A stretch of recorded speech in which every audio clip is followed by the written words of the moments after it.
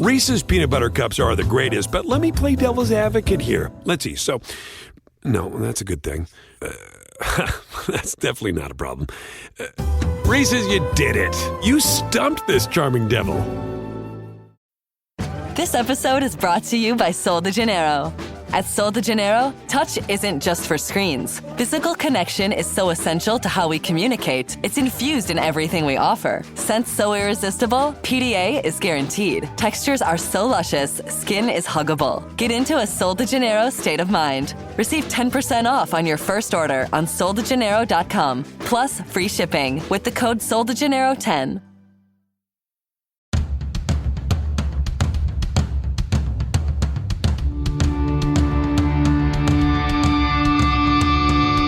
Hey, what's up? This is Sully from Godsmack. Strap on those boots, baby, because you are now in the trenches of the war room with the one and only Mistress Carrie right here on the Mistress Carrie podcast. What's up? This is Joe Rogan, and you're listening to Mistress Carrie. Her hair so lovely, pretty eyes. Hey, this is Brent from Shinedown, and you're listening to Mistress Carrie. Hey, Carrie, go put your bra on, girl. Hey, this is Steven Tyler, and you be listening to the baddest bitch in Boston, Mistress Carrie. What's up? This is Aaron from Stain, and you're listening to Mistress Carrie. Hi, everybody. This is Dave Grohl from the Foo Fighters, and you're listening to the one, the only Mistress Carrie. Hey, this is David from the band Disturbed, and you're listening to the baddest bitch in Boston, Mistress Carrie. Hi, Bruce Dickinson here from Iron Maiden. Yes, indeed, Miss Whiplash herself, Mistress Carrie, is here to unchain your brain. Hi, this is Flea from the Red Hot Chili Peppers. You're listening to Mistress Carrie. This is Dennis Leary. You are listening to my favorite, Mistress Carrie. Hey, this is Corey from Stone Sour, and you have the privilege of listening to Mistress Carrie. Oh, God.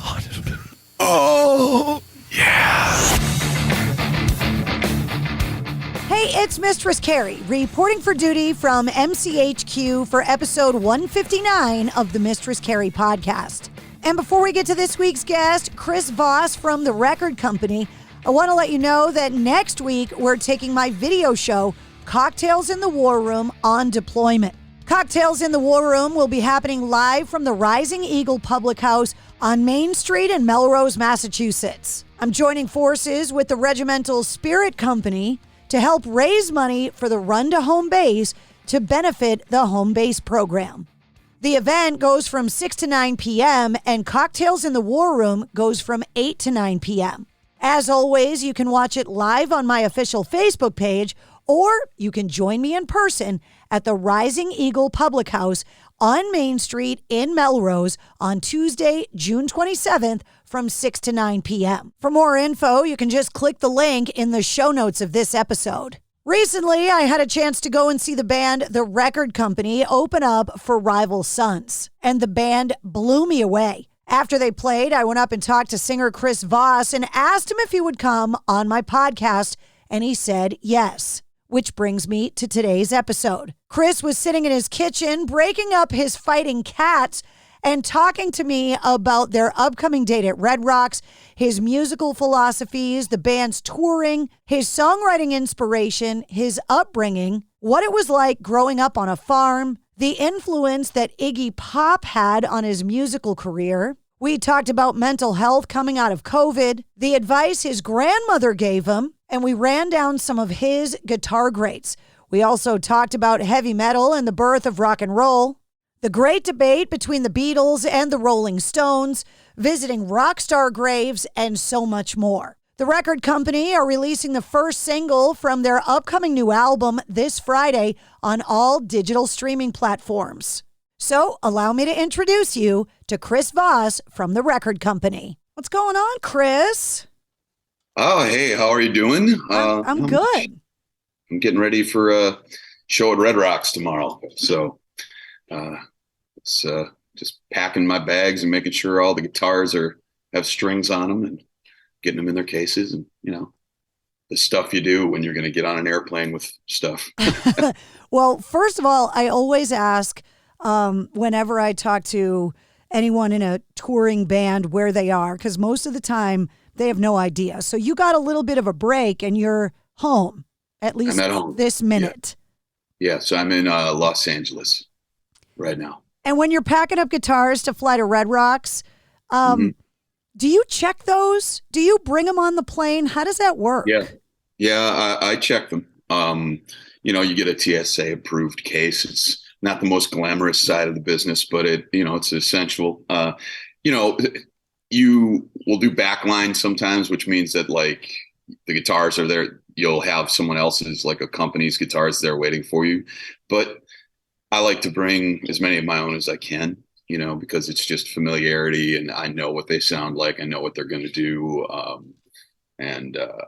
like, having those, my own little darlings with me, but I can plan. If it's got, as one of my friends said, or his teacher said to him when he was first starting out, it's like, does it have strings? Can you play it? Play it, so I'll play it, whatever they have. But, with a show like Red Rocks, I really like to try and aim for the best possible gear, To me, that would be such a fearful thing.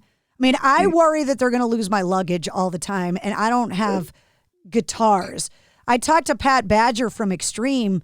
He says that he puts air tags in his cases when he travels. Do you do that? Yeah, I've just been hipped to that, and it could be on the agenda for today. Our drummer Mark does that now, and it makes him feel better. I did have all my luggage get lost only once, but it was significant. I was overseas, and I didn't see it for 4 months.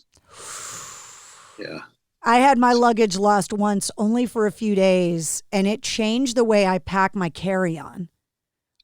I always make sure that I have a change of clothes and like clean underwear and some toiletries in my carry-on. Whatever you need to have. Yeah, just in case, because those 3 days I was in Afghanistan and they lost my body armor and all my stuff. Oh my gosh. Wow. Yeah, so that's a different whole situation there. That's for sure. But they were able to find it. It got lost at Heathrow, but I was able to track it down. Good. But it did change the way that I packed luggage because I had no personal items in my carry-on. It was just like broadcast equipment and stuff.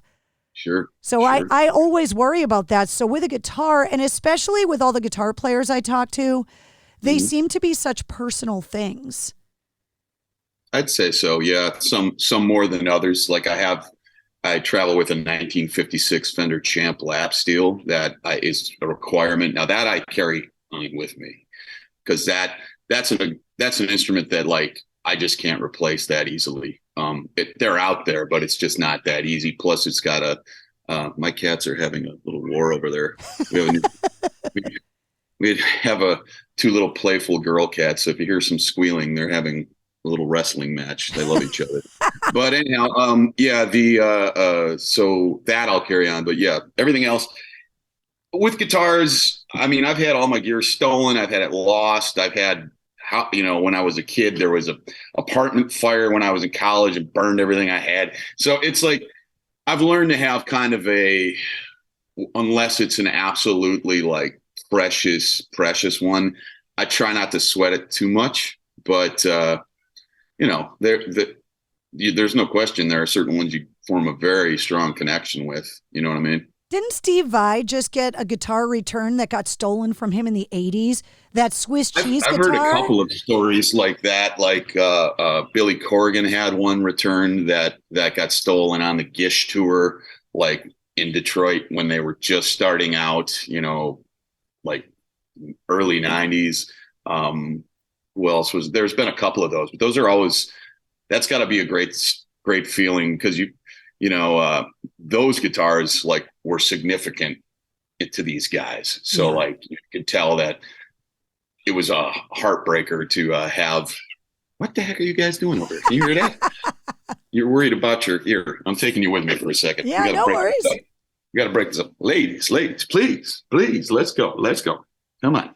Try to be professional.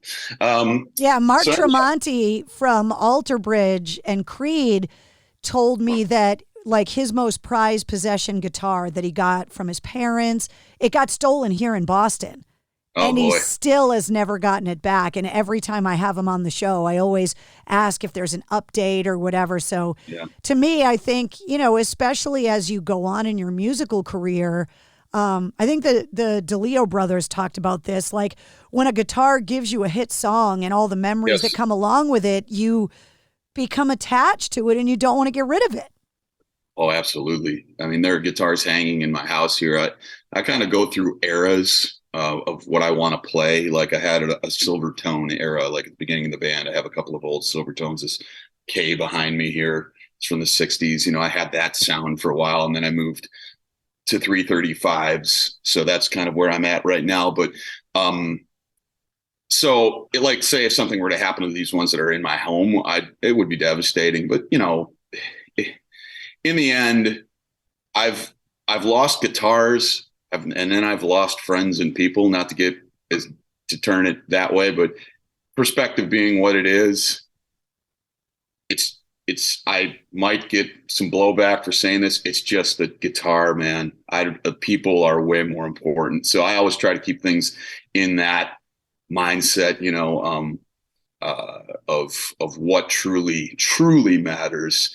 I think when I was a little, and I'm not discrediting anybody's feelings about that. I'm just saying, like, that's how I view it. It's like, I mean, like, and you got to be able to play the show. I mean, you know, when I lost all my gear, I mean, we were playing overseas, and the next day we were playing a festival called Boz Pop, and we were playing in front of 8,000 people, and I didn't have any of my guitars, any of my guitar pedals, nothing except, you know. So I went up there with like pedals I didn't even know what they were, guitars I had no idea.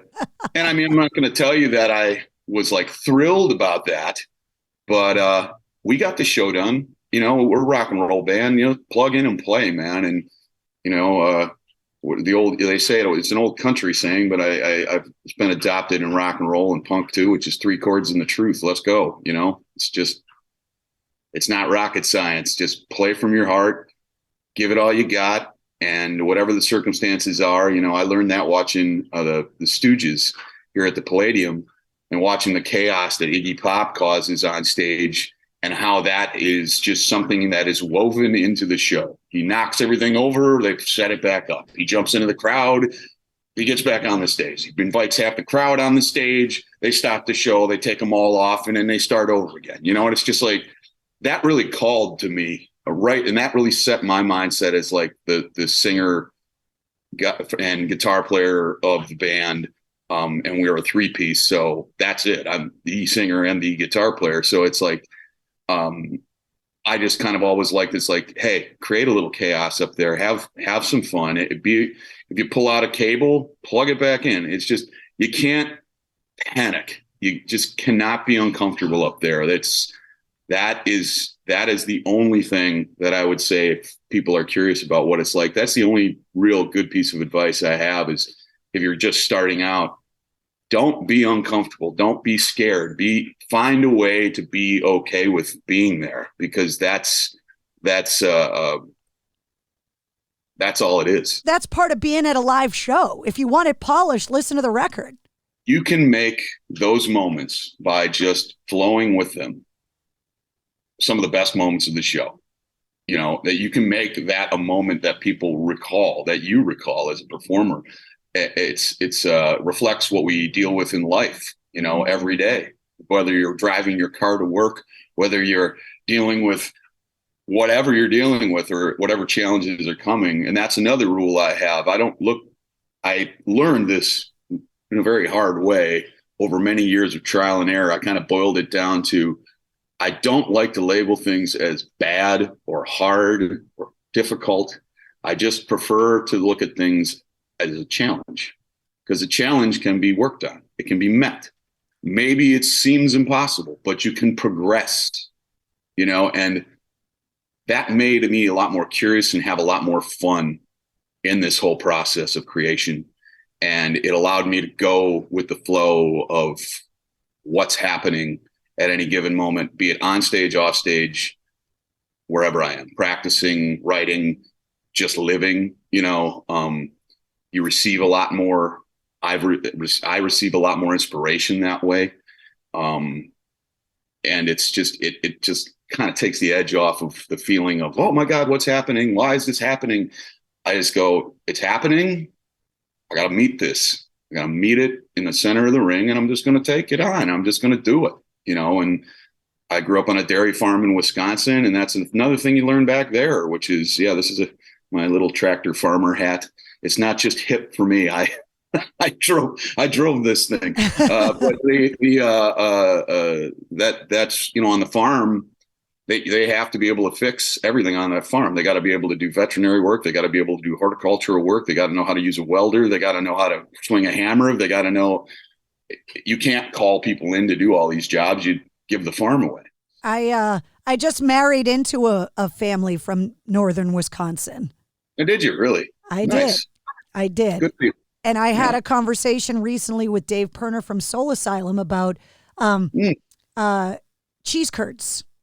Oh, yeah. Yes, I know very well. I know it very well. I never understood why they needed to be squeaky, and now I know why. Oh, yeah. Fresh. Squeak is fresh. Yeah. Cheese curd it's at its best. It's not like other cheeses. It's like the moment it's made, it's kind of at its best. The next once it cools down in this next couple hours. So squeakier, the better. Where in Wisconsin are you from?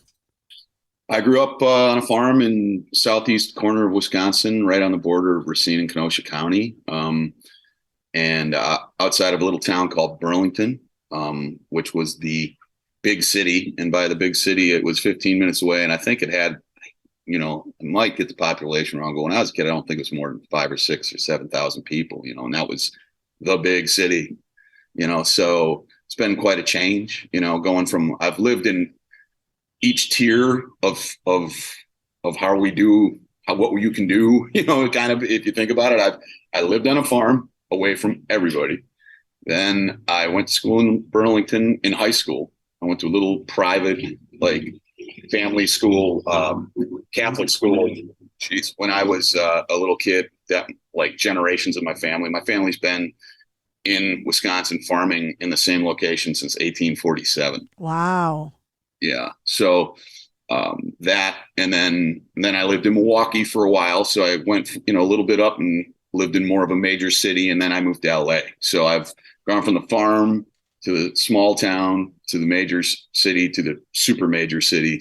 And there's something in each of them that's special, and I don't mean that in a sappy way. I mean, there's really a beauty in each possibility, and there are challenges in each one. I'm imagining you at the beginning of the Welcome to the Jungle video with the hay in your teeth and the plaid shirt, getting off the bus in LA, being like, what the hell is going on? I remember the first time I saw that, and I very much related to it as a very young child, just being like, wow, you can do that. These cats you guys are not going to give my rock and roll cred up. A dog, people will, but cats, I've noticed people kind of still have a thing. Well, I'll bring this up, and I blame it on Geezer Butler. I call this question the Geezer question, because when I was interviewing Geezer Butler and we started talking about the cat rescue work that he does, Rob Halford, the same thing in LA, that they fundraise for a cat rescue. And Geezer Butler let it slip that he's got 13 cats and 5 dogs. And when I asked him how he keeps track of the names, he let it slip that him and his wife name all their pets after gangster rappers. And now I have to ask everybody that comes on the show what their animal names are, because Geezer Butler literally knocked me out of my chair when he started listing the rappers that his cats and dogs are named after. Well, I'm not as badass as Geezer Butler, okay? And I am married to a lady who's very much a lady, and she's very zany and lovable character, my wife, and so we have to agree on these names. But the one that just walked past is named after my grandma. My Italian grandma, Mafalda Michelina Cordini was her name, but we'll shorten it. It's just Muffy. That's her name. And then we have Mamakin, named after, there you go, the Aerosmith tune. And then we are in Boston after all, so. Yeah, Mamakin, she was a rescue. And we have Bitsy. And I think my wife named her that because she was just a little runty kitten when we found her, but she liked to nibble on you. So that was it. And then the most recent one, we were fostering this one, because Muffy was kind of rambunctious and needed a friend. And we just said, well, we'll foster some kittens. So we did that. We are actually through a organization in LA called Lux Paws, because, there's a lot. There's a lot of animals out there, and we try to give as much as we can to the homeless. That's really a thing out here, and any charitable work that we can do. I've had my life touched by cancer, I've had friends leave because of not taking care of mental stuff or drugs. So I try to be positive, and my wife and I try to, St. Jude's or et cetera, et cetera. So it's, I have a dear friend whose son, unfortunately suffered a head injury when he was just very young. And so he has an organization for kids who have had that challenge, which is like a really difficult thing. And so, I think when you see a need, if you can do something, that was also something that I was taught. It's like, if you have it within you, if you have a little bit of means, to give a little extra, then, try if you can. And, it's tough out there right now, though, for a lot of people. So, go easy on yourself too. But yes, I love helping animals. I was raised to love animals. I respect them, but I also, again, love and respect people. Well, if you're going to grow up on a farm, the animals aren't just lovable companionship, they're family survival. So yeah, they're part of the whole thing. They're it. They're what you're getting up in the morning trying to make sure they do well all day long. Yeah. Well, some of the things that you're talking about are definitely things that I think people thought of before. But I think coming out of COVID specifically and everything that's happened in the world in the last few years, you're not the first person that I've talked to that kind of has this view of the world and really valuing what is really important. And I think for a lot of us, having a lot of the things we love kind of taken away and paused for a while, that now that the world is kind of opened back up again, a lot of people seem to be taking stock in what's important, trying not to get worked up about things that they either can't control, and also focusing their limited energy on the people and the things that actually make them happy. And if there's going to be anything, I guess, that's going to be positive coming out of what we've all been through in the last few years, I find myself doing the same thing that you're talking about, is just trying to make the world a little bit better of a place and trying to just be happy and not sweat the small stuff, which is, I'm Italian too. So there's one of the cats. Hey, nobody wants to see your cat butt. Get out of here. But I totally get what you're saying. It's like, we only have so much time on this rock. What are you stressing about things that don't matter for? Yeah, I mean, I think for me, like my experience, so we wrote a record during the pandemic and we put it out thinking, and then it kind of doubled the whole thing when we all thought, okay, maybe it's going to come to an end.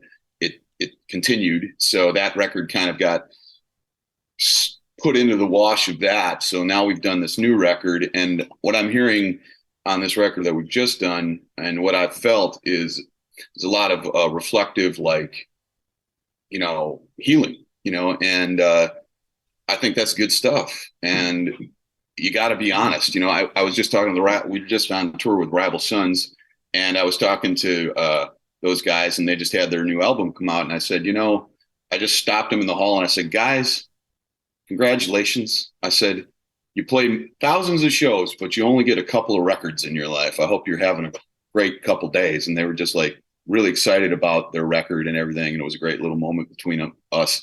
But that writing records and doing records takes some serious time. And for me in the pandemic, just to really quickly go through it, because I'm sure everybody would just love to move on. But I will say the thing that I learned, and I think that really helped my perspective and made me grow as a writer, made me grow as a player, made me grow as a human.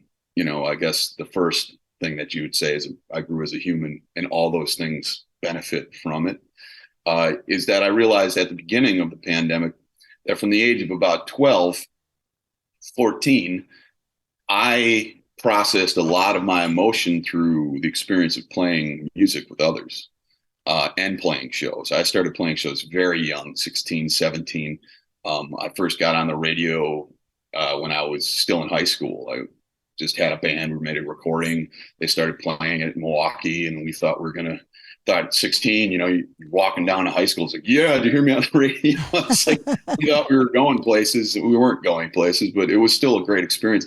But my point is, there was an atrophied processing place in my heart that I didn't realize I needed to tend to, because I could always take that surplus of emotion and put it into the music. Also, I think a challenge that I've seen with a lot of artists is, as singers and artists, you take your job is to take and feel everything and put it out, so you kind of are intentionally letting yourself, or just naturally, some people just naturally were born that way, or you're curating it to be better at it, is to take what you're feeling all around you and then push it out and present it as a piece of work, as you're a filter for it. You interpret it and change it, and it comes out different. And if this end, if that is putting out gets clogged up or stopped, shut off valve, and the pressure of everything still coming in, that was also something that was interesting to deal with, because you're blowing up like a balloon. A lot of artists that I know that I've talked to since this, I found that to be a very common thing, that we all had a different take on the same experience. But when you boil down what everybody was saying in every conversation I've had, that's kind of what it is. It's like, I didn't know what to do with all this stuff that I was feeling, and you find a way. So I would say it'll let me grow that part of myself a little stronger, which when we came back to the art, when we came back to the records and making a record together, and then now playing again, I feel very different in a good way. It's just very grateful.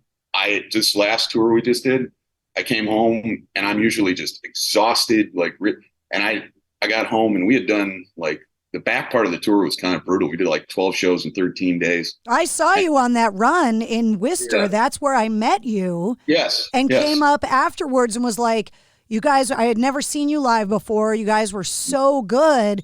And I was Thank you. I got to get you on the show. I got to get you on the show. And just so you know, from the fans' perspective, that we missed that cathartic release of being able to go and see you guys play. That we didn't realize how much we needed that experience of communing together as a rock community and going to a place together to experience these live shows together. And I can tell you from a fan perspective, being able to go back and see live music again has helped my mental health immensely. Have you noticed? I've noticed. That's really interesting. I appreciate you sharing that. I think it's just a spiritual thing. Music is. Tom Petty said, "What I don't know, I only know one true magic." He used to say, and that is music. There's no denying that it changes everything. It's a non-denominational house of worship for us to go to a concert surrounded by people that love the same thing. That in that moment, that spontaneous, anything could happen moment. Yes. We're all there at the exact same time, and you're with people, and I think this is more important now than ever, where you could be completely different in every other way when you walk out of that show. Absolutely. But in that moment, you're all singing your favorite song together. And we missed all of that connection. And that I think is a big part of why I think it was also so challenging. This hopefully is the only event that our generation, our collective generation, if you listen to my grandparents used to talk about the war or, World War II, and then all the eras of everything that happened in where it's like a whole society, a whole world went through something. This was like a moment where I think we all did it together. We're all in it. And I think that there was no choice for any of us, right? We were all We're all dealing with it. So I look at it as that community. If you look back, I'm a big history buff, and you look back through history, every society has valued art and music for a reason. It's because it's a reason that it's a part of ceremonies. It's a reason it's a part of if back all the way in the Roman and Egyptian days, when they put the new person up there, they didn't just put them up there. They put them up there with music and a group of people witnessing it. And, if you went to a service, whatever it was, whatever denomination, whatever, it usually almost always had some element of song and music. And I think that, when we in our, even when we're doing music that doesn't necessarily, isn't in that way intentionally, it still retains that sacred center that draws us all together. And I think you're absolutely right. I've said that to a few people. I'm like, what I love is they leave your life at the door, bring yourself in, and take your memories and your feelings with you in the door with me, and let's have an experience together. Because I really don't see a divide so clearly between the crowd and the artist, because even though they're obviously two different roles, they're participating in the same thing, and one does change what the other does. I can't tell you how many shows have you been at where you're like, oh my God, the place was going crazy. The band played out of their, those are relating to each other. Oh yeah. If the band is putting out a ton of energy and everybody's sitting on their hands, the band is not going to be able to sustain the level, no matter how professional they are, of spiritual elevation if they're not receiving any feedback. So if the crowd gets crazy, the band gets crazier. The crowd gets crazier, the band gets crazier. And everybody's been to a show where the band was done and the crowd wouldn't leave, and the band comes back out and they're like, well, if you guys are into it, fuck it, let's go. Yeah, exactly, man. And I think that's really, why do we get excited? It's this invisible element. Why do we get excited? There's a concert tomorrow. It's exciting. Why are we excited? Because it gives us a feeling you can't get anywhere else. It's an energy exchange. It's a big feeling. Yeah. Right. Yeah. And that's what we're here for. Why do you call your mother on Mother's Day? Why do you pet your dog? Why do you go for a run? Why do you put on earphones? Why do you eat a good meal? You're trying to you're feeling and experiencing something. And it seems so rudimentary, but that was kind of the clarity that I found in this this whole last couple of years, was just kind of cherishing and choosing to see the good, not ignoring the challenges of what's going on. No, but you can decide what you're going to focus on. My grandma always said that. She said, and she passed on this last tour, and she was 98. She crushed life. It's all good. She went on her own terms. She died on the farm like she always wanted to. And with her, as my mother said, she died laying on her husband's side of the bed. She just surrounded by family. It's a beautiful. She wrung everything out of life that she could. We should all be so lucky. Yeah, she crushed it. But what she said, and I think a reason why she made it so far, was she would always say to me, Christopher, you have, and she'd call me by my full name. Everybody calls me. They always do. She goes, Christopher, you have a choice how you look at things. You have a choice. And that's where I kind of got that. It's a challenge. It's not bad. It's and it's not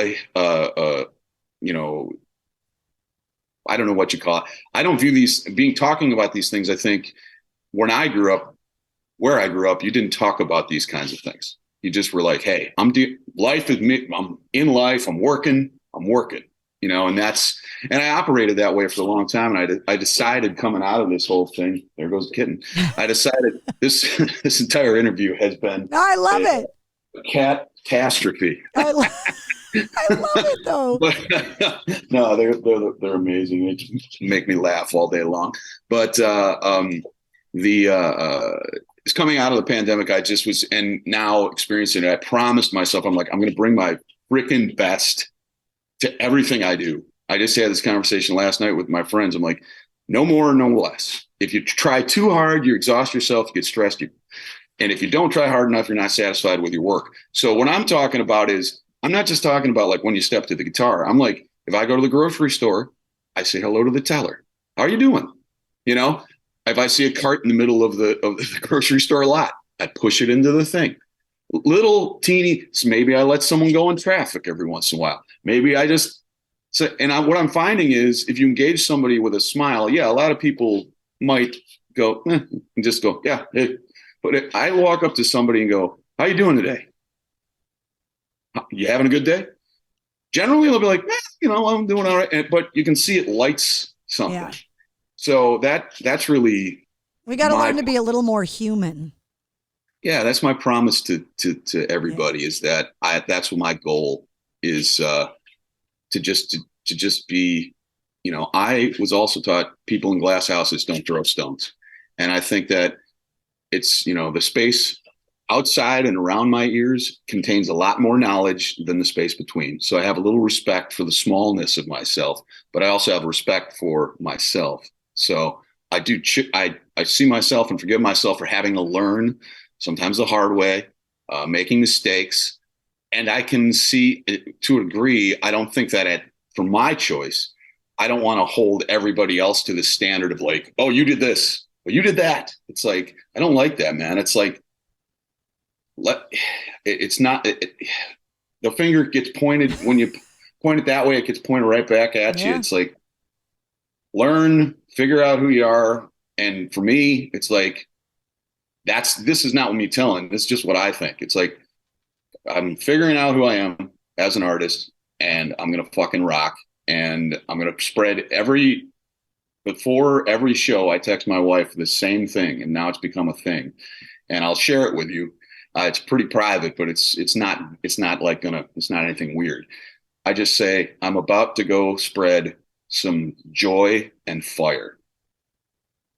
And then I put my phone down, walk on the stage, do what I just said, come back, and then I pick it up and I see that she had written back, go have fun, go get them or whatever. But that's my little way I set my mind. And I think that's what my mission is to spread some joy with a lot of fire in my heart.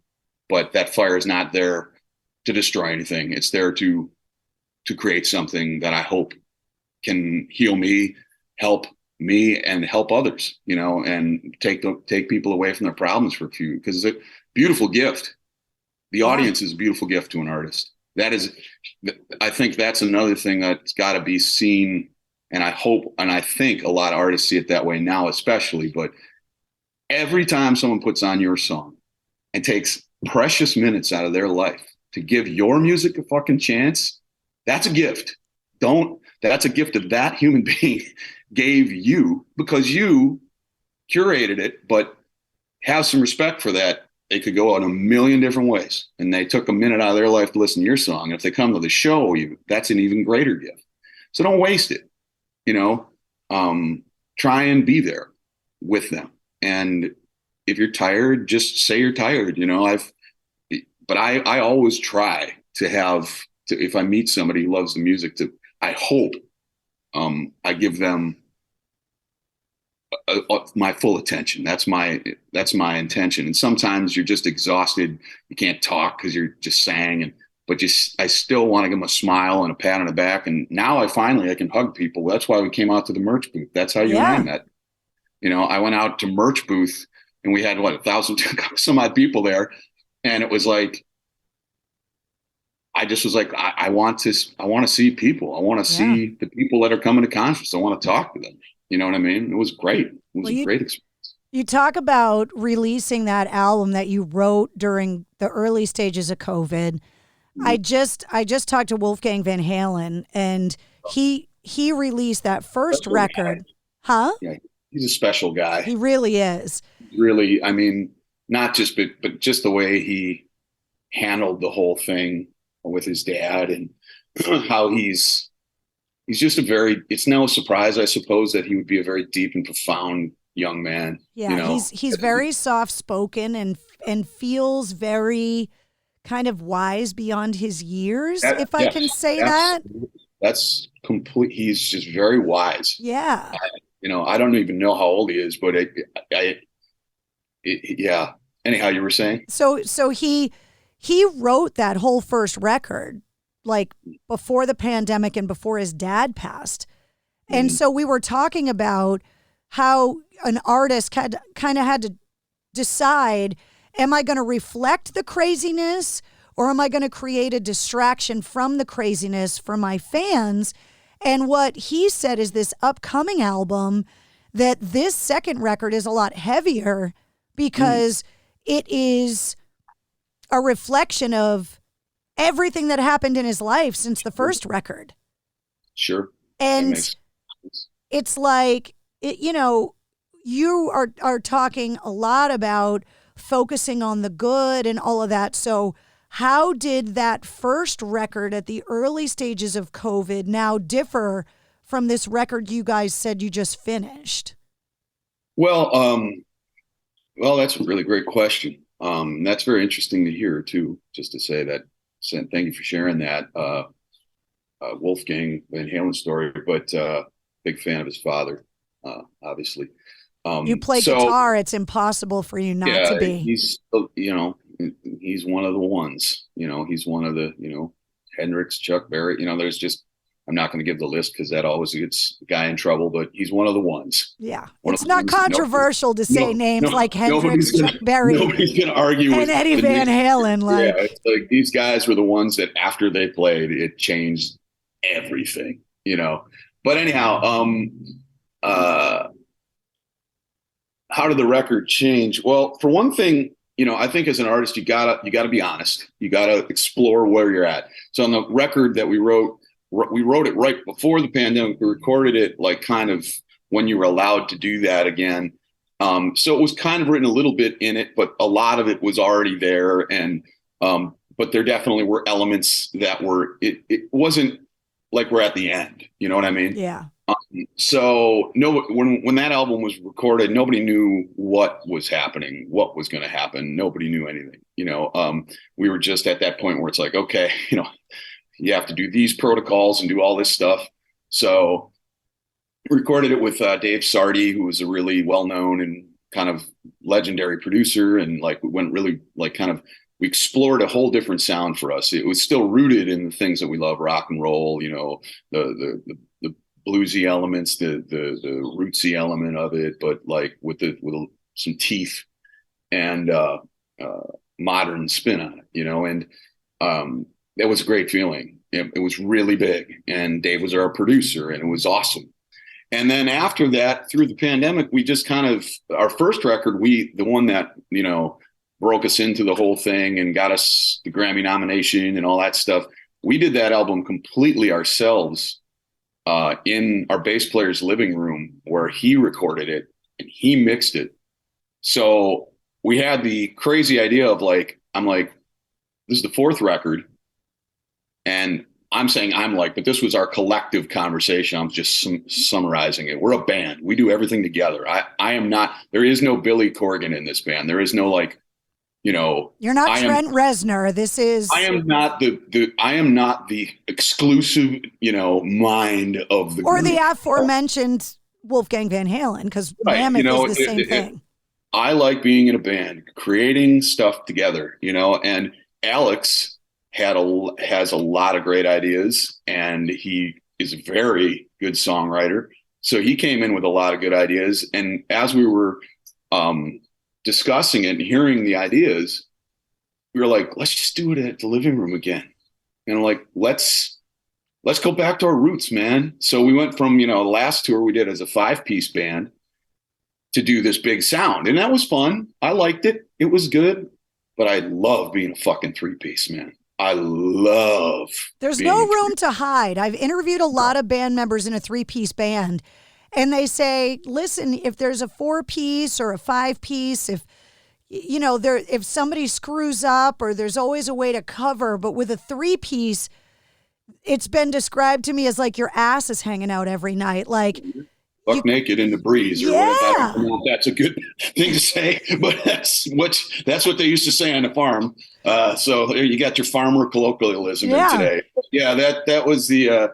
But so we went back to that and we held on to it and we believed in it. You know, it's like I grew up in Milwaukee, like in Wisconsin, and then in Milwaukee. So like I know like one of the biggest bands that came out of Wisconsin was Violent Femmes. You know, and like they are the essential. That first record is the quintessential minimalism at its finest, you know, just punk rock. People go nuts at their shows, body passing, you know, and there's a snare drum and a big weird acoustic, and it's like, but it resonates. So we wanted to do that again. And the show you saw, we were a 3-piece, and that's the way we're going to roll, you know, for the foreseeable future, if not forever, because we went around the whole thing. We added a guy. Then we added another guy. We made a bigger sound, and we loved it, and it was great to experiment. And then after it was all said and done, we're like, that was a lot of fun. Let's be a 3-piece now. Let's fucking go. Let's make our own record on our own terms. Let's not have an outside voice of anybody. It's just the three of us again in the room. What have we learned? What have we experienced? What's your life about? What's my life about? What's the sound? What do we want? What excites us? Nobody else allowed. And it was awesome. When is this record coming out? Well, the first single is dropping on, I believe it's June 23rd. Then there'll be another song in the summertime. And then the full album will be out in the mid to late September time. And then we're going to be touring through the summer. And then we'll be adding dates in the fall and in the winter and into the next year. And we'll be touring this record, say, after September for the next year, 18 months or whatever. And then we'll do it all over again. Rock and roll seems like rock and metal. I'll kind of put it all under the same umbrella. I love metal, by the way. First thing I ever learned how to play was Seek and Destroy by Metallica. Yes. I got the clip them all.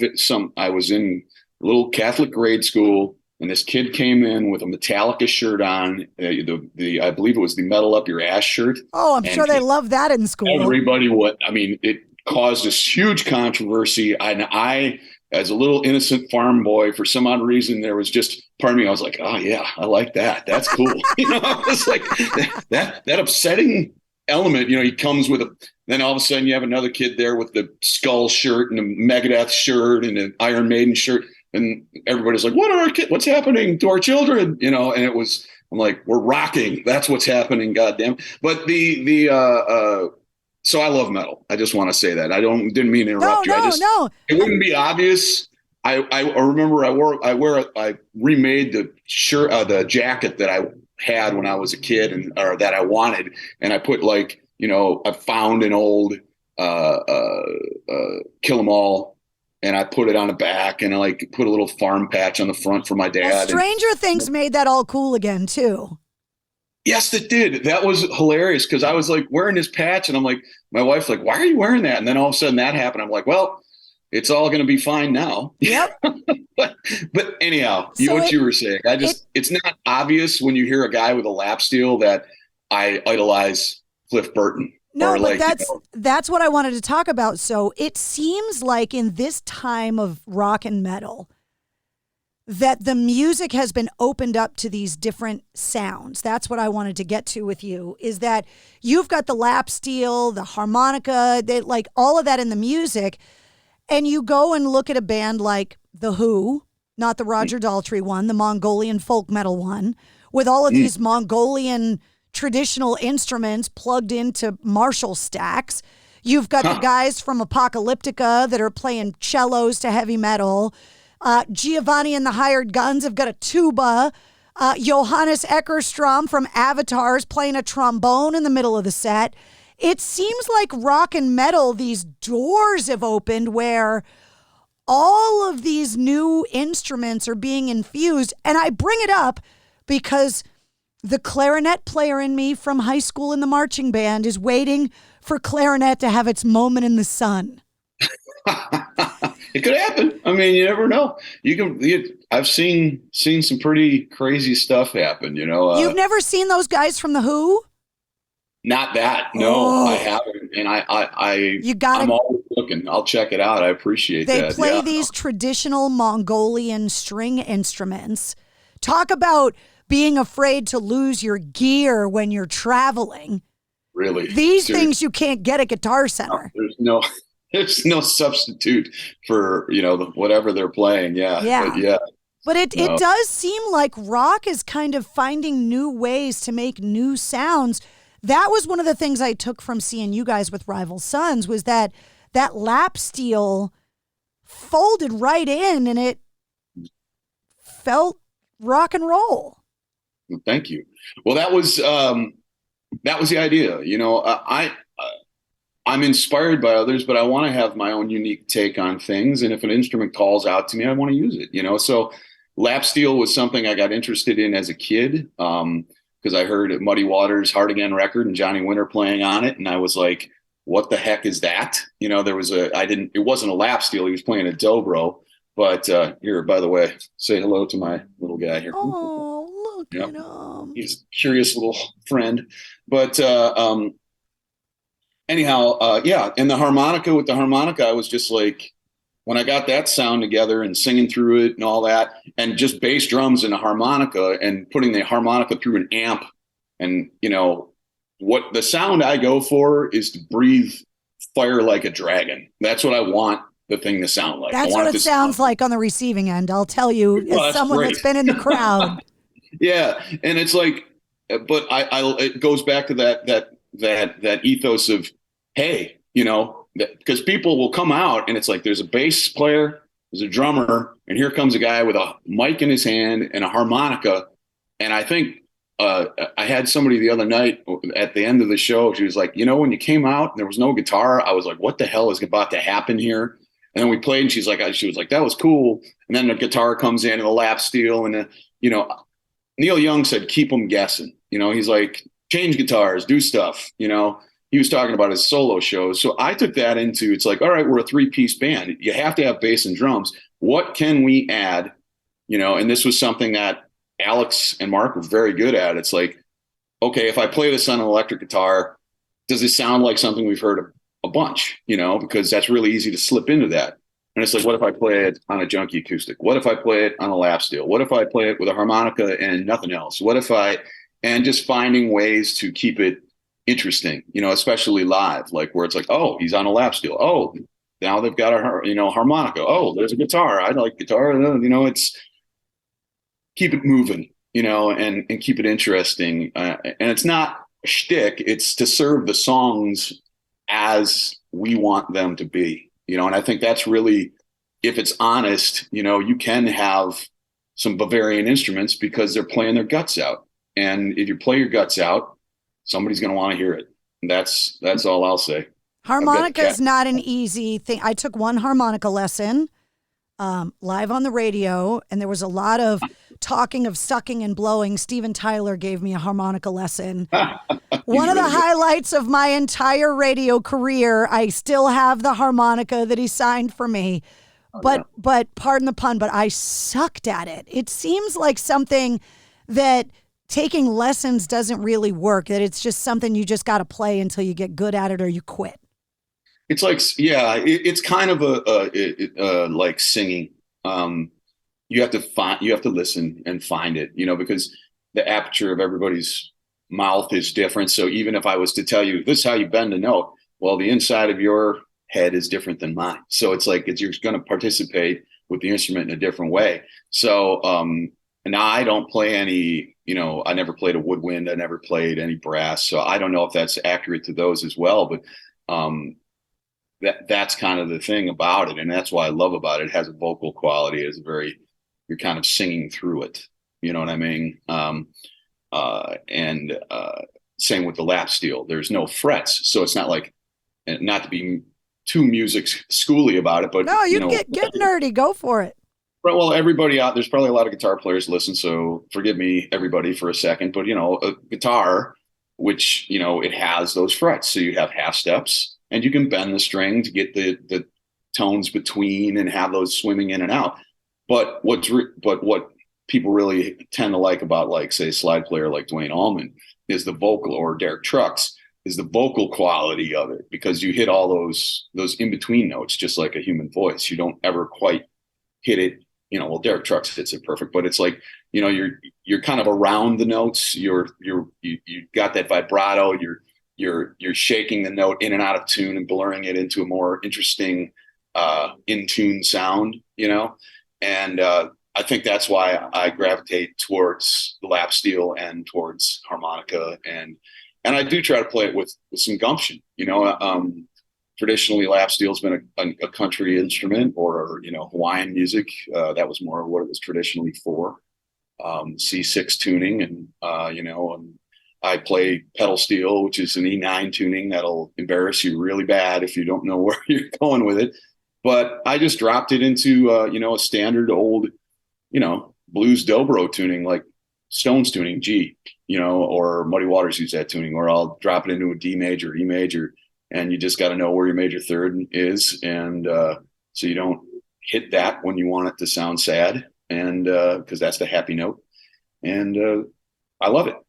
Just play whatever you do, play it like you mean it, is my philosophy. It's just like, get in there, say something, get out. I'll phrase this question this way, because I ask all the musicians that come on the show. It sounds like Metallica was this moment for you, but maybe it wasn't. So I have a theory about your musical upbringing, all of us, that there's the music you get gifted, that you get exposed to kind of unwillingly, the soundtrack to your childhood, I call it. That is just what everybody else was playing around you, whether it was your parents or your cool uncle or your older siblings. And then there's a day that you get exposed to something, a band, a song, a sound, an album, something. And from that moment on, the music that you listen to now is your identity. So is Metallica that line in the sand for you? But then what was the soundtrack of your childhood before Metal Up Your Ass, if it was? The soundtrack of my childhood was, fortunately for me, a very good one. My dad was a rock and roller, so he loved, my dad liked Genesis. He liked The Who, but The Who, Roger Daltrey's Who, Pete Townsend Who. He liked CCR, The Boss, Springsteen, Fogerty, all the classic stuff. The Stones, loved the Stones. Now my mom liked the Beatles and Motown. My grandpa Don was the farming grandpa, and he would, he was the first guy I ever saw play anything. He played an accordion in front of me when I can't even remember. I must have been 3, but it's just lanced into my memory. And he loved Johnny. He'd sit down and he got a little omnichord instrument, and he would play like Johnny Cash, Willie Nelson, and then like traditional music like Stephen Foster, like cowboy songs, So that was always great. And then my grandpa Joseph was a big music guy, but he was Italian, 100% Italian, and he loved his crooners, man. He loved them. And his 2 favorite singers, though, were Nat King Cole and Patsy Cline. So that, so I had a very well-rounded, so I wasn't necessarily like, I didn't have this call to rebel against it. But when I heard something that had some fire to it, I got into it, like when I heard, like Metallica was a great example. I was just like that. And then I had to know, and then I, like I said, it was the Cliff 'Em All video was how I got exposed to them. And so then I'm like, well, who's this blonde guy? Oh, that's Dave Mustaine. He got thrown out of the band. Oh, that's a bummer. Oh, wait a minute. He's in another band. And then I'm listening to Megadeth. And then I'm listening. But I also, I also always loved like ZZ Top. And, anything that had a Zeppelin, anything that had Hendrix. Hendrix still is my all-time favorite guitar player, period, point blank. Like, he's my guy. I adore his playing. And I adore a lot of playing. But if I have to, you get asked that question, who's the guy? If I have to say a name, that's the name I'm going to say. But and it's amazing, the Beatles, the same thing. Like, you're talking about influence in such a short amount of time. We didn't have Hendrix long, but everything was different because of him. The Beatles only made records for 7.5 years, 8 years, and changed everything. Yeah. I've always asked, why is it the people at the beginning of something how can they be kind of almost the best at it? It's like, how could the Beatles be one of the greatest bands of all time? And they were like one of the first super popular bands. And it's like, I think it's because that's the way it had to be, or there's none of this would have happened. It's like Beach Boys, the Beatles, and the Stones, and the Kinks. And it's just like all those bands are untouchably astounding, and even if they're not your cup of tea, you still got to tip your hat. They're my cup of tea, but if it's like, you're like, I don't like that, I like this. It's like, cool, but you can't diss on those bands. You can, but I'd be like, man, there would be no rock and roll without that. It's like same thing. Like when you talk about, like, I just watched a Little Richard documentary, and there's no rock and roll without that man. What a monster. Yeah. How is that guy? How did that guy exist? How did Buddy Holly exist? Guy died at 22 and wrote 60 great songs. 60 like great songs. Like, just didn't have a bad song. Yeah. It's like, how did that? How does Elvis happen? How does Muddy Waters happen? How do all these things happen? All these great artists in the blues. You look at, like, that's my true love, is like the electric blues artists like John Lee Hooker, Muddy Waters, Hound Dog Taylor, stuff like that. Big Mama Thornton. So why are they the greatest? Because they had to be, because that's how we got here, and I think it's also like, back in those days, there was nothing else to do. You couldn't do this. Well, and Ian Hunter shed some light on this topic for me. I had him on the show a couple months ago, and he's a legend, right? Mott the Hoople inspired so many people and all the music he's made since. And he talked about not knowing gave him freedom, because he played the piano before he knew how to play it. And the songs he wrote, he's like, I would just write songs on the black notes because I thought that that's what you did. And then when I learned, then all of a sudden I wouldn't think to just write notes on the black notes anymore, because that's not how you do it. So I think what you're talking about is all of these artists that paved the way, there was no rule for them to break.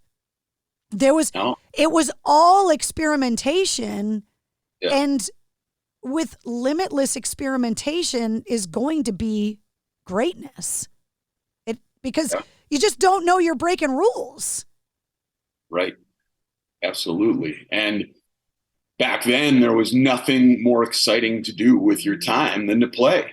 So all these people, they just played all day long, all the time, because it was the most exciting. There wasn't videos on their phone and all this stuff we've got to distract us now. It was like, I'm going over there and I'm playing guitar for 8 hours. I'm going over there and playing my drums for 8 hours. Oh, let's get together and play for 8 hours. It's like, how many times have you heard the story of a band that it's like, this band rehearsed 12 hours a day in a shack somewhere, for 4 years, and then came out with this record. It's like the 10,000 hour rule. Yeah. The Beatles were in Hamburg and like just getting crushed 4 shows a day, 6 days a week for like 2 years. 2 years. And you're gonna find the best stuff if you get, you're gonna get steel in your veins when you do that. So you're right. It is about that experimentation, but it wasn't even experimentation. They're breaking the rules just by existing. Yeah. You and Jay Buchanan must nerd out about blues so much backstage at shows when you guys play together. Oh, yeah. We talk about a lot of stuff. He and I like him a lot because he's very like philosophical guy, and like he wants to understand the meaning of things and what's behind it, and loves to tell stories and like understand. And I said it every night of the tour. I'm like, I do not know how that voice happens. I even told him that. I'm like, that voice, bro. And I'm like, it comes out of his bone marrow. I'm like, how the hell do you do that? He's like, I don't know. I'm like, man, I really wish you could give me the secret to hit those high notes, because good God almighty, man. Now talk about that guy sings that's fire just coming out of his head. Like that, just a full body. Yeah. But he takes care of himself too. That guy's he goes for a run every day. He's doing yoga. He's doing, he does that stuff. And, I think Mick Jagger retaught all of us. It's like, what does he do? Like 5 hours a day of physical training so he can do what he does at his age. Paul McCartney, the same thing. I mean, he was worried about his diet like decades before anybody else was even thinking about what they were eating. And if you're gonna look at like a guy like Hendrix, who we had for a short time, was brilliant and then gone. The other side of that pendulum is rock and roll. There's no expiration date for you. The audience is there. The capability of creating music and art is there. If you can still, the fact that Keith Richards is still playing guitar should give all of us hope. Yeah, Keith. I mean, Keith is. I ain't gonna add anything to the Keith Richards story today because it's all been said. But what a phenomenal life that man has lived. Exactly. But yeah, no, I'm with you on all of that. And, with the Hendrixes and stuff, I think that's the other side of it. There were all those rules, but then, I think might have been Pete Townsend who said like, we didn't know that this stuff was dangerous. I don't know if it was him or if it was, it was one of those guys from that era, like why did you see all these people dropping like Joplin, Jimi Hendrix, like all these people, they just didn't, why did some people make it and some people don't? I don't know. But it's like, you think like what you have to put your body through to have it give out at 26 years, 27 years old, one thing I'll share here, when I traveled to Europe, I went and I always wanted to, one of the moments in my life that was like a really big moment. And when I was a child, because we would get, go to the video store. And at the time when I was a youngster, we didn't have internet in our area. So, my whole thing was what happened on the radio, what happened through, it was kind of almost like I grew up in a little bit of a time warp, it's kind of a couple years behind where everything else was. If you got cable TV, we didn't get it for years till years after. If you got internet, we didn't get it, till years after. So, remember getting the DVD of the Doors movie and being really excited because my dad loved the Doors and watching it. And I remember kind of like as a child being a little bit like put off, like not put off, but like disappointed. I was like, I wasn't expecting such a sad tale. And I now know, that there was, there were embellishments and things. I've studied Jim and the band. I've played with Robbie Krieger down here a couple of years back. It was actually the last gig I played before pandemic. But so and got to sing 5 to 1 with him, and wow. And it was me and Jimmy Vivino and Robbie Krieger, and the drummer was I'm blanking on his name, but he's Lenny Kravitz's drummer, and it was awesome. And at the rehearsal, actually, was my favorite moment because I went and I did the Doors live version of 5 to 1 where he goes, all right, okay, that whole thing. And I went for it. I was like, I don't care if my vocal cords just blast out of my head. I'm like, I'm standing next to Robbie Krieger and I'm going for it. And he had a joyous expression. We had a really good exchange about it. And we talked about Jim's voice, and I was like, he hits deceptively high notes because he's such a big voice. It's deceptive how high his voice could get, how reckless too he was with it because he was so young. He didn't care yet. He didn't have time to care. And he was, hammered half the time. So he just was wild. He was just a wild man. So I go over to France, and it was my dream to go and see one of my dreams, my little rock. I've always wanted to do this too. And so I went, and the bust isn't there anymore. They took that down years ago, but it's still there. And I remember looking at it, and I did not expect this. I got hijacked by emotion, and I'm not a big crying kind of guy, not because I'm ashamed to cry. It's just not something I do very often. And all of a sudden I started crying, and I'm having trouble actually talking about it now. What are you doing? Look at that. Just walking across the thing. We knew we needed a break from the sad stuff. But so I started crying, because it just hit me so fucking hard. I was like, what a waste. This is so unfair. I was like, and this guy has been gone for what, 40 years? Yeah. And I still could feel the tragedy of it, you know? And it's like, that's music, man. Yeah. You know, that guy's music hit me in my soul. And then here I am like, oh, I'm going to go see Jim Morrison. Oh, there's Jim Morrison's grave. Okay, let's go walk up to it. Oh my God, I'm crying. I'd had the same reaction. I went to Cornell's grave shortly after he died. I went to LA and I went to the cemetery because he had been on the show so many times, and I'm just sitting there and I had a feeling I was going to get emotional, but I didn't expect to not be able to control it. Like, it was just sobbing. I live a mile from there. Oh. And during the pandemic, one of the things that my wife and I would do is that we were totally locked down. But we were allowed to go for walks. You know, you had to do the thing. I won't put everybody through the description. We all know what it was. But so one place we figured out that we could walk where there wasn't a lot of people was Hollywood Forever Cemetery. So I saw that and it was kind of, you know, that's how bleak times were. It was like my highlight of my day was walking through a cemetery, but it was like, you know, so I've seen that Chris's grave hundreds of times, and it's and he's right there next to Johnny Ramone. Yep. Yeah. And across from Toto, right? Yes, and Dee Dee's in there too. Yeah. Yeah. Every time I go to LA, I try to go and see like the greats in those cemeteries. Like I went and saw Dio, and then Lemmy's right across the way. So I went and saw Lemmy. And when I went to Texas, I went with a bunch of friends on motorcycles, and we went and saw Diamond Vinny. And, and that was another time that I got really emotional, because it's almost like seeing the grave makes the part of your brain that was in denial accept the truth. Seeing someone's name in granite or in bronze, it's like you can't rationalize it anymore.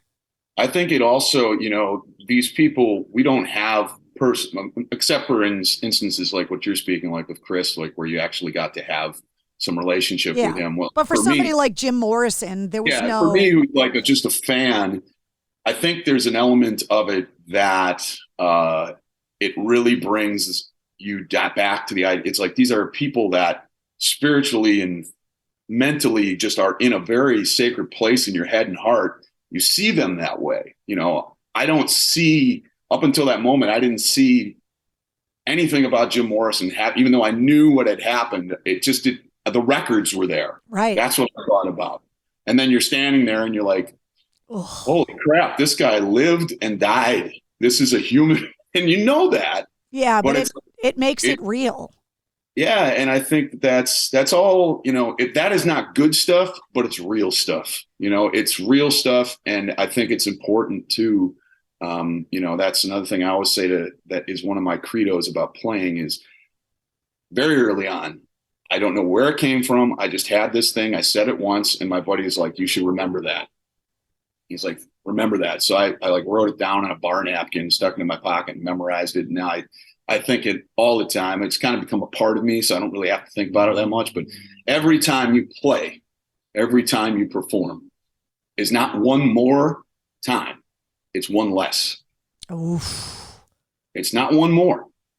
It's one less. So get the fuck up there and throw the hell down, because it is one less. Yeah. Jerry Garcia played 2,400 shows, and then it was an end number.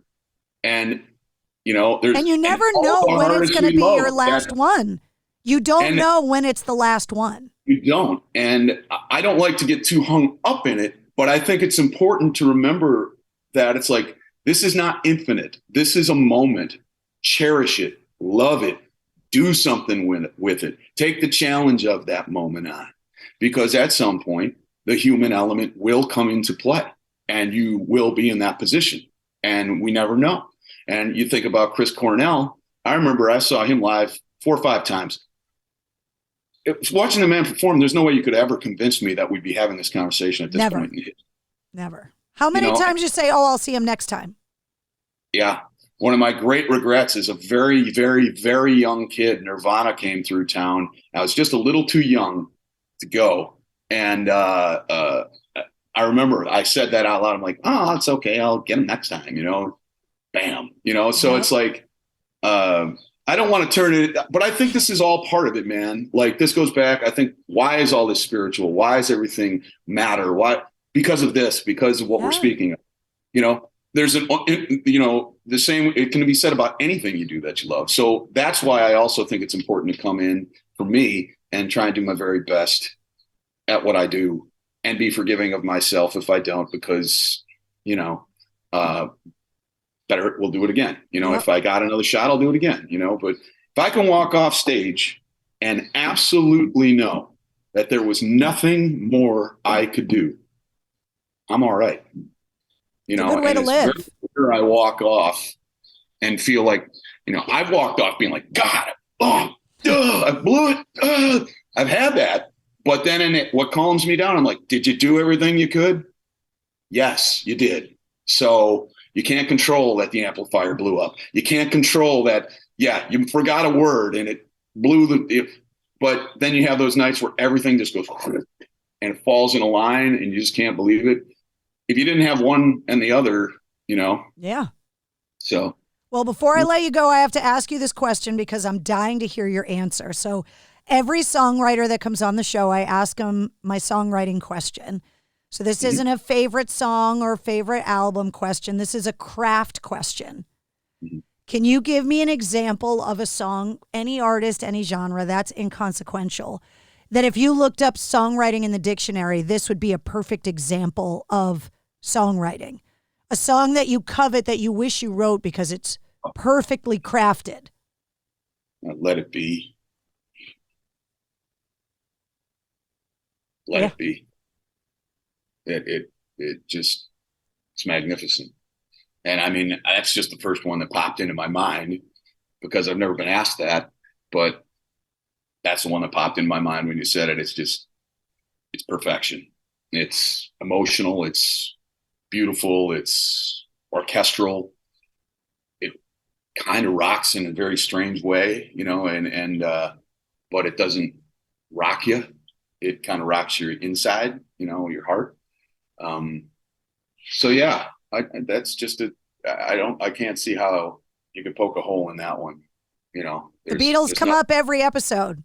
Yeah. And people that don't like the Beatles, I don't understand them, but that I look at as like the greatest gift my mom ever gave me because they were her favorite and they're my favorite. And it's like kind of undeniable.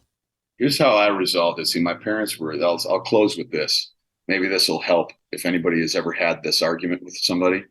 So in my household, my dad loved it. They came up in the era where you either liked the Beatles or the Stones. You were with the good guys or you were with the dangerous guys, and so, that was, my mom was a Beatle maniac. She's a Beatle maniac. She has all the old magazines, still, and she had all the vinyls. And my dad loved the Stones. He was a Stones guy. He loved the Doors. My mom did not like the Doors. They have just this one split in some areas where it's like my dad likes stuff that is rebellious and kind of goes against the grain. And my mom loves like beautiful, great music. So this is how I will sum up how I think we can get over this Beatles Stones debate. If one man, here's what I have to say. The Beatles are the greatest band of all time. The Stones are the greatest rock and roll band of all time. That's my presentation. Okay. That's how I have created some peace in my household. I'm like, look, Ma, Dad, they're both, it's because they still. And I'm like, Mom, there's no question the Beatles are the greatest band of all time. The Stones are the greatest rock and roll band of all time. I don't know if that makes sense to anybody else, but it worked for me. Are your parents still married? Yeah, 50 years. Then there you go. Then it worked. It worked. Thank you so much for hanging out with me today. It was so great talking music with you. A lot of fun. I'm glad we connected, and thanks for having me, and keep an eye out for that new album. And, thanks for what you do for bringing so many great artists to an opportunity to speak in depth on some subjects that, that don't sometimes get covered in these kinds of interviews, which, I'm all for whatever anybody wants to talk about generally. Coming up in radio, though, which is where I started, those conversations would be in between commercials and stuff. And technology now giving us the opportunity to have it long form as a podcast. I've learned so much about people that I thought I knew well, like friends that are musicians that I thought I knew well until we started going down some of these nerdy rabbit holes about music and songwriting and inspiration and family stuff, all the things that created the end product, which is you where you are in this point in your life. And, technology kind of created this space for us. And I'm so grateful for it because this is all the good stuff. I agree. And I thank you for inviting me, and it was my pleasure. Well, I can't wait till you guys are back in New England again. If people haven't gone and see you, go see the record company because you will not leave disappointed for sure. Thank you for saying so, and all the best to everybody out there, and thanks for your time. And have a great gig at Red Rocks. Gonna go for it. All right, we'll see you later, Chris. Thank you so much. Bye-bye. Bye. Take care. There he is, the one and only Chris Vos from The Record Company. Their new album is coming out later this year, but the first single is getting released to digital streaming platforms coming up this Friday. You can find Chris and The Record Company. Just check the links in the show notes of this episode. You'll also find all the Mistress Carrie links and the link to this episode's corresponding playlist. I make a playlist for every full-length episode of the Mistress Carrie podcast, featuring all my guest music and all the artists and songs that we referenced in the interview. If you liked what you heard, don't forget to like, follow, and subscribe to the Mistress Carrie podcast. New full-length episodes come out every Wednesday, plus every weekday. In about 5 minutes, I give you all your rock news, music headlines, and entertainment industry updates with the Sit Rep. And you can join me live every Tuesday night at 8:30 Eastern for my video show, Cocktails in the War Room. And you can always hear me on the radio on The Mistress Carrie Show. And a reminder, Tuesday night, June 27th from 6 to 9, I'll be with the Regimental Spirit Company at Rising Eagle Public House on Main Street in Melrose, Massachusetts, raising money for the Run to Home Base to benefit the Home Base program. The Mistress Carrie Podcast, a proud member of the Pantheon Podcast Network.